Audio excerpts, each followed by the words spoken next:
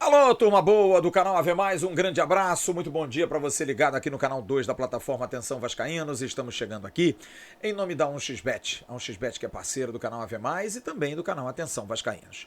Primeiro comentário fixado no chat tem um link para você poder apostar, você ter a oportunidade de ganhar o seu dinheiro. Faça seu cadastro, use o link para fazer o cadastro e se você for marinheiro de primeira viagem, pela primeira vez chegando aqui, use a palavra AVE+, M-A-I-S, para você dobrar na sua primeira aposta, tendo qualquer valor depositado. Colocou 100, colocou AVE+, vai para 200. E além disso, a 1xBet está dando agora R$ 1.530 de bônus para você ter um volume de dinheiro para pagar e ganhar uma grana bacana. E a 1xBet, como eu disse, é uma empresa séria que paga bem, paga rápido.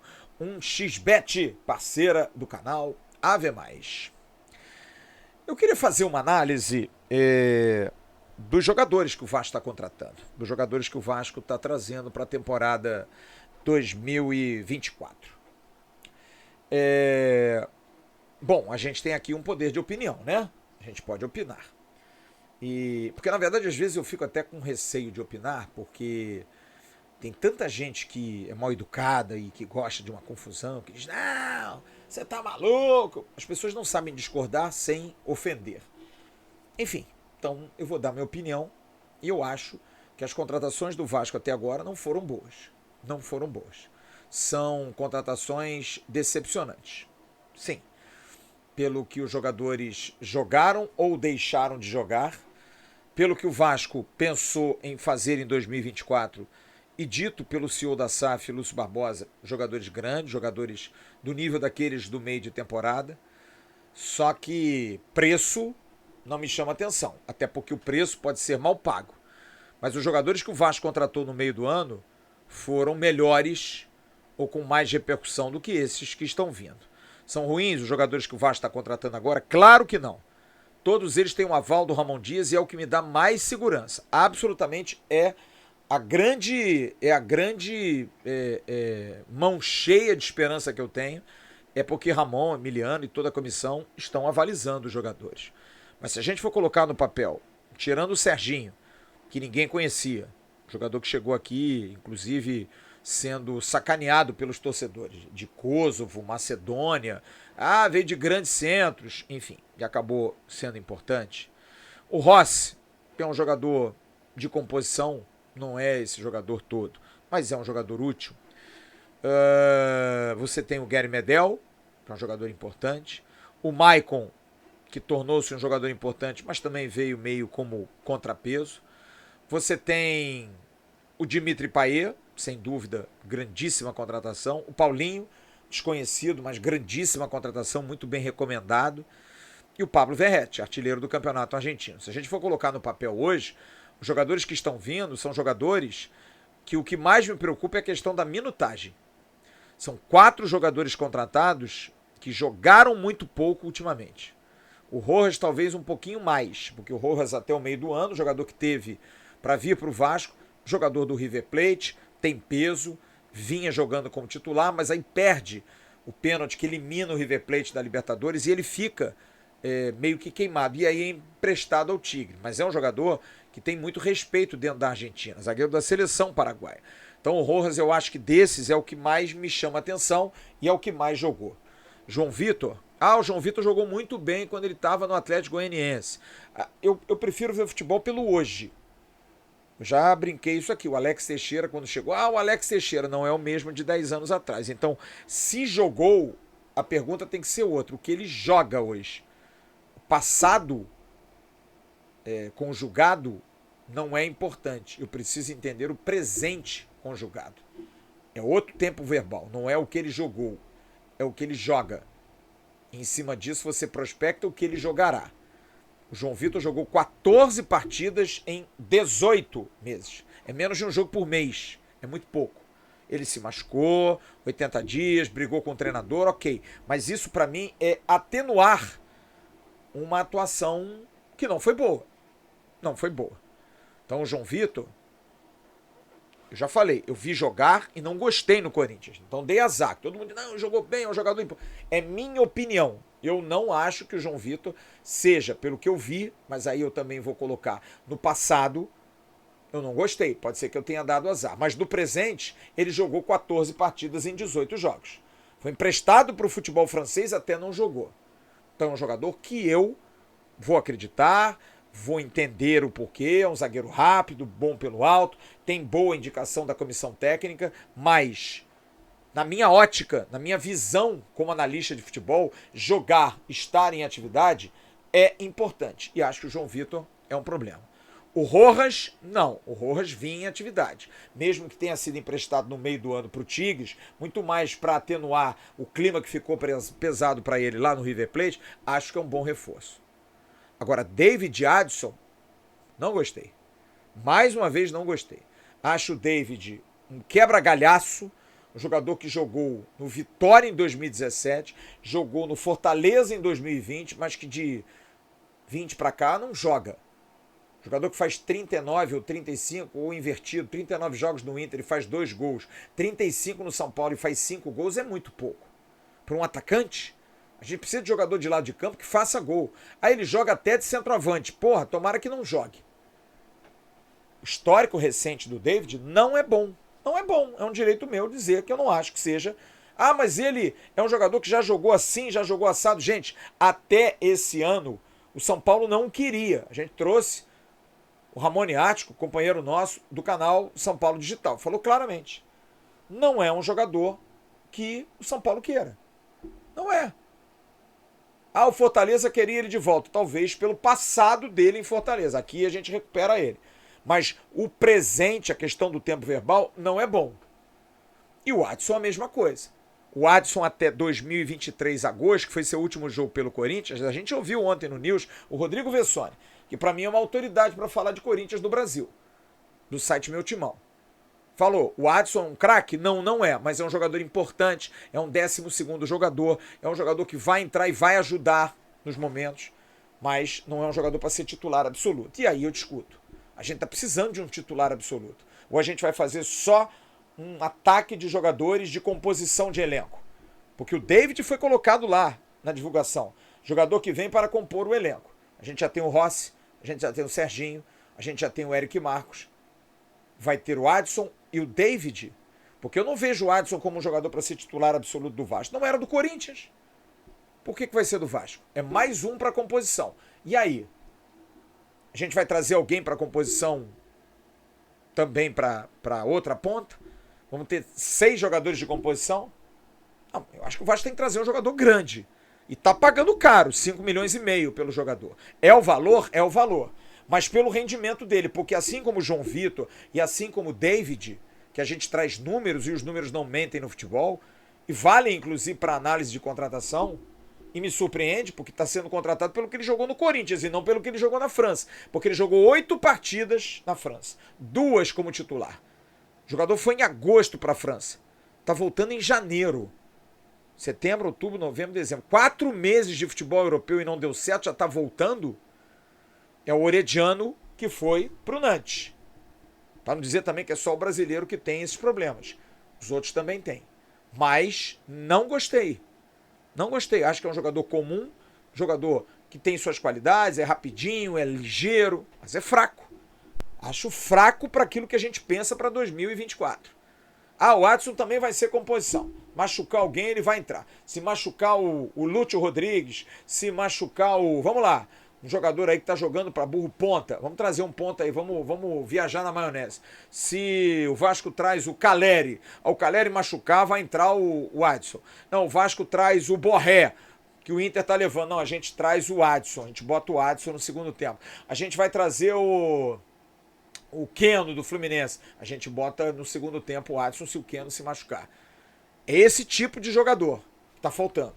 Esse peso para jogar com o Verratti, porque o Verratti é ao lado do Rossi, ao lado do Serginho, ao lado do Eric Marcos, ao lado do David e ao lado do Adson, acho que ele vai continuar preocupado. Ele precisa de companheiros do tamanho dele. E eu não estou vendo o Vasco contratar. Então, eu não gostei, não estou achando bom o nível de contratações, mas, volto a dizer, confio plenamente, porque é Ramon Dias, Emiliano Dias e sua comissão que estão avalizando. O Matos está levando os nomes, os caras estão dando ok, estão gostando, ok.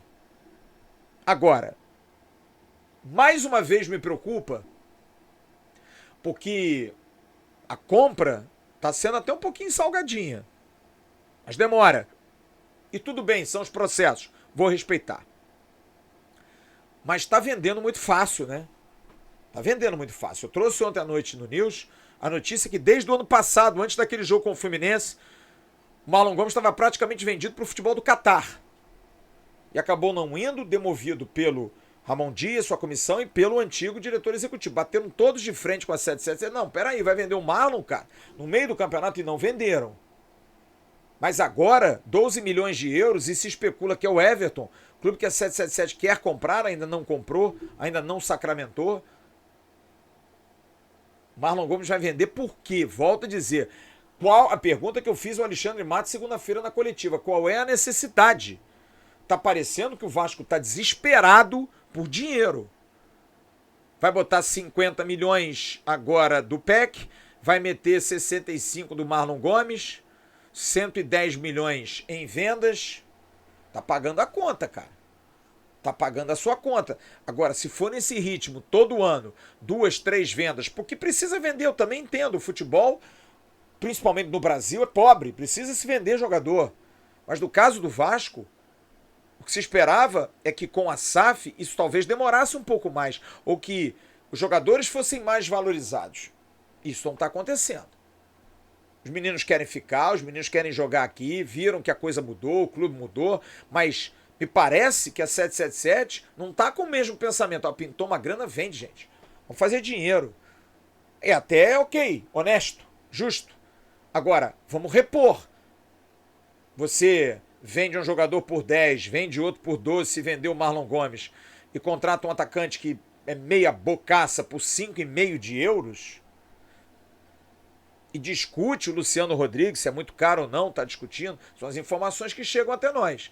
Acho que tá estranho isso, não tá legal. O torcedor tem todo o direito de reclamar, porque não tá bacana, não tá claro, porque, volto a dizer, a minha preocupação é, a partir do momento em que você enfileira janeiro e fevereiro 2 vendas de 2 jogadores que estão na seleção pré-olímpica do Vasco, me dá a entender que há fragilidade.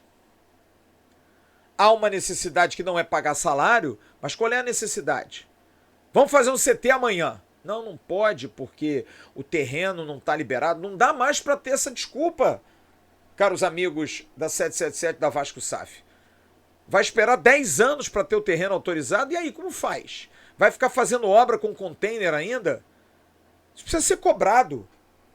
Isso precisa ser falado, isso precisa ser dito explicitamente. Alguém precisa explicar isso. Porque há no contrato, sim, e isso foi divulgado, uma obrigatoriedade de 2 CTs de ponta até meados desse ano, e não vai ter. E quem é que paga essa conta?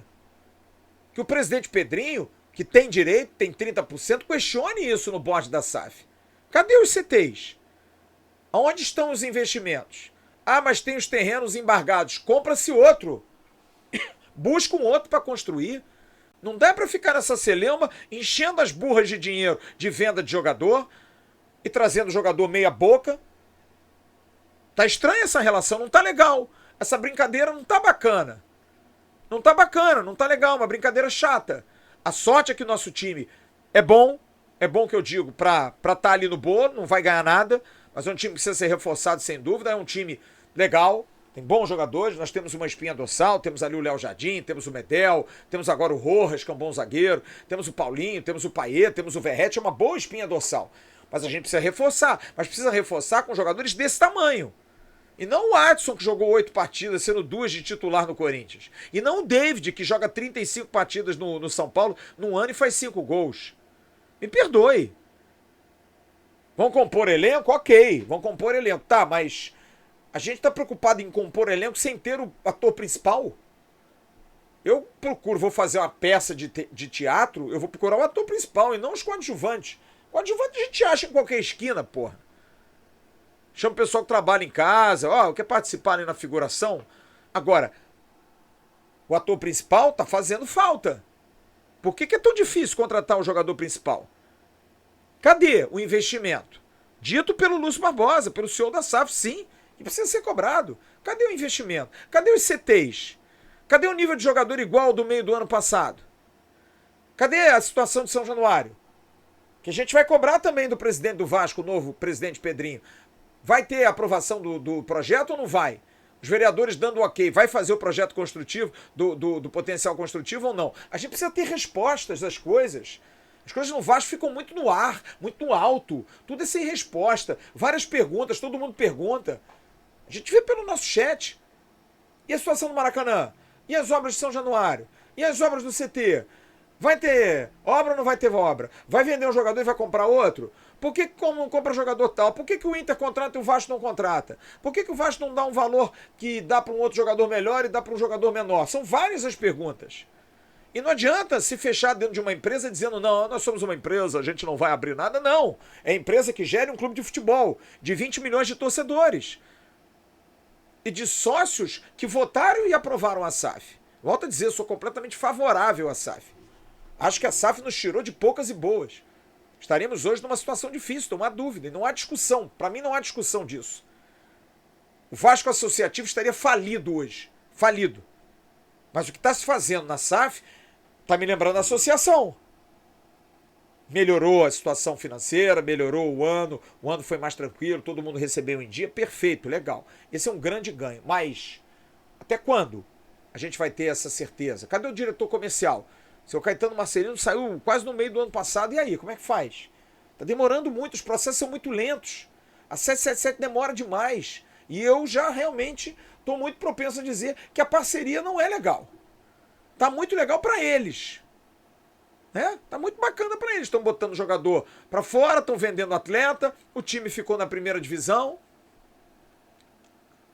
Já começo a pensar se o Paulo Brax não tinha razão quando reclamou depois que o Lúcio Barbosa falou na coletiva de que o objetivo era o Vasco pegar uma pré-Libertadores. Ele disse, não é verdade. O objetivo do grupo era o Vasco ficar na primeira divisão. Estou começando a acreditar nisso. Porque o que está sendo feito, o que está sendo investido é para o Vasco ficar ali no água de salsicha. Só que não dá mais para ficar no água de salsicha. Esse é um ano em que o Vasco mantém a sua comissão técnica. Esse é um ano em que o Vasco pode entrar numa briga pelo Maracanã. Esse é um ano em que o Vasco tem seu maior aporte. Tem uma torcida engajada. Tem um estádio liberado, apesar de tudo e de todos. Tem um time melhor, já com uma espinha dorsal. O que está faltando, gente? Precisa resolver isso. Então, as contratações que estão sendo feitas até agora não são boas. Não gosto. A culpa é do Alexandre Matos? Acho que não. O Alexandre Matos, ele pela primeira vez está trabalhando num modelo em que ele não é o dono. Ele não é o mandatário. Ele não tem carta branca. E esse é o grande problema desse projeto do Vasco. Porque quem tem expertise não tem carta branca. Precisa pedir opinião a quem deve estar tomando chá de tarde, ou para quem está mergulhando em Boca Raton, alguém que está indo para Fort Lauderdale, sabe? Está tomando sol, está andando na sua Mercedes. Enquanto isso, o torcedor está esperando o jogador, o torcedor está querendo investimento. E aí, como é que faz? Só queria dar essa opinião sobre os reforços, que não estou gostando. São jogadores que não me enchem os olhos. Tomara que joguem, são do Vasco, são os melhores. Mas são jogadores que não me enchem os olhos. Terceiro, não consigo entender a proporção de você não dar um pouco mais para um jogador maior e dar 6 a 8 milhões para um zagueiro que jogou 14 partidas, dar 5 milhões e meio de euros num jogador que jogou 8 partidas, na verdade, 2 como titular apenas no Nantes da França, ficou 4 meses. 4 meses. Por que não pega o Adson emprestado e traz para o Brasil ao invés de comprar? Não é uma aposta, não é um risco muito grande? Eu acho que é um arriscaço. Você pega um jogador que não deu certo na França 4 meses e você paga 5 milhões e meio nele? Pô, sério? Tá muito certo de que o jogador vai dar certo. Então eu não tô gostando. Não tá legal. Não acho que vai estragar o time, que eu acho que a base do time é boa. Só fico preocupado porque esse time não faz milagre de novo. Não faz. Precisa reforçar com jogadores de melhor porte. Com jogadores mais assertivos. Que eles joguem para burro. Que eles façam uma temporada boa. A gente vai estar cobrindo no dia a dia, torcendo. Mas não me peçam para achar que foi bom. Pelo menos pelo que eu vi como analista. Pode queimar a língua. João Vitor pode jogar para burro e acha até que vai jogar. O David pode ajudar muito. O Adson, um jogador arisco, chato, pode ajudar muito. Mas, como análise, o que você achou da contratação dos jogadores baseado no hoje deles? Não gostei. tirando o Robert Rojas. É isso que eu queria dizer. Em nome da 1xBet, estamos encerrando esse papo nessa sexta-feira, dia 12 de janeiro de 2024. Grande abraço a todos, fiquem bem. Daqui a pouco tem um Bom Dia Gigante com Emerson Rocha e tem aqui no canal Ave Mais a resenha do meio-dia com o Sérgio Quinde.